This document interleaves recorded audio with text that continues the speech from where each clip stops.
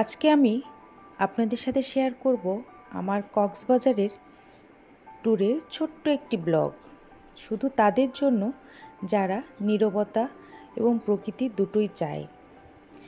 তো চলুন। আসসালামু আলাইকুম। আশা করি সকলে ভালো আছেন, সুস্থ আছেন। আমি ঢাকা থেকে ট্রেনে করে চলে এসেছি কক্সবাজার রেল স্টেশনে। এখান থেকে একটা অটো আমরা একদম রিজার্ভ করে নিয়েছি আমাদের রিসোর্টের জন্য। তো আমরা প্রথমেই চলে এসেছি শালিক রেস্টুরেন্টে। রেস্টুরেন্টটি এত সুন্দর, গাছে ভরা, যেন প্রকৃতি। আর তাদের খাবার এবং মেনটেনেন্স খুব সুন্দর। ওখান থেকে আমরা মেরিন ড্রাইভ রোড দিয়ে চলে যাচ্ছি আমাদের রিসোর্টে। রিসোর্টটি আমরা 10-12 দিন আগেই বুক করে রেখেছিলাম। আমি এখানটায় আসলে মূলত ছোট একটি ব্লগ দিচ্ছি, এই কারণে কোনো ধরনের রুমের আমি এখানটায় ব্লগ করব না, কারণ ওভাবে আমার করার ইচ্ছে নেই। প্রকৃতির জন্যই যে ব্লগটি করা, সেটির জন্যই আপনাদের সাথে এটি শেয়ার করছি। আমরা আমাদের প্যাভেলো রিসোর্টে চলে এসেছি। আমাদের রুমটি আসলে 12টা থেকে চেকিং, বাট আমরা চলে এসেছি ঠিক 9টায়। তো আমরা রিসেপশন থেকে আমাদের লাগেজ রেখে রিসোর্টের মধ্যে আমরা একটু হেঁটে সামনের দিকে যাচ্ছি। রিসোর্টটি আমার এই কারণে ভালো লেগেছে, সমুদ্র আর এই রিসোর্ট মাঝখানে জাস্ট কিছুটা পথ। আপনারা দেখলেই বুঝতে পারবেন যে আসলে রিসোর্টটা কতটা সুন্দর। আমাদেরকে তারা ওয়েলকাম ড্রিঙ্কস দিয়েছে। ওয়েলকাম ড্রিঙ্কসে তারা দিয়েছে পেঁপের জুস। আমরা সময় কাটানোর জন্য আমরা চলে গেছি বিচে।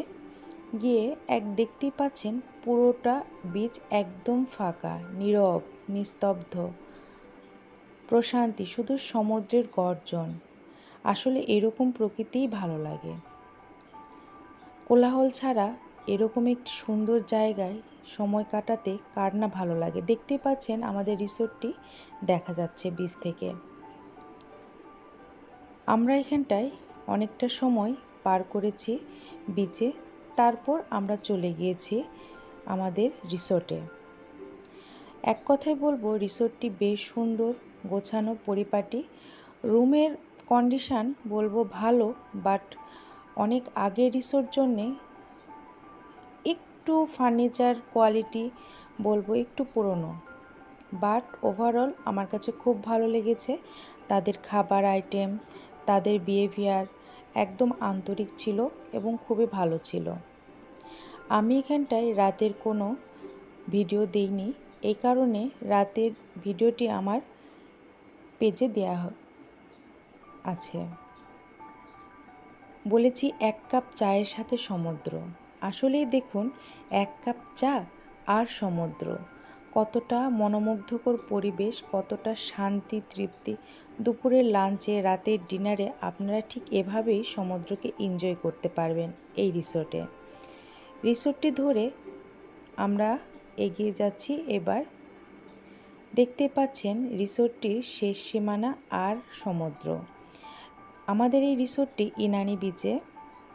তো রিসোর্টটি আপনাদের কেমন লেগেছে অবশ্যই কমেন্ট সেকশানে জানাবেন। আর আপনারা যদি এটি ফেসবুক পেজ দিয়ে দেখে থাকেন, অবশ্যই লাইক, ফলো দিয়ে আমার পাশে থাকবেন, এবং ইউটিউব থেকে দেখে থাকলে অবশ্যই সাবস্ক্রাইব করতে ভুলবেন না। দেখতে পাচ্ছেন আমি বেলকনি থেকে একটু শ্যুট করে নিয়েছি। আমরা ডাব খাবার জন্য ডাবের অর্ডার করাতে ওনারা গাছ থেকে একদম টাটকা ফ্রেশ ডাব পেড়ে আমাদেরকে খেতে সার্ভ করেছে। আশা করি ভালো থাকবেন। আল্লাহ।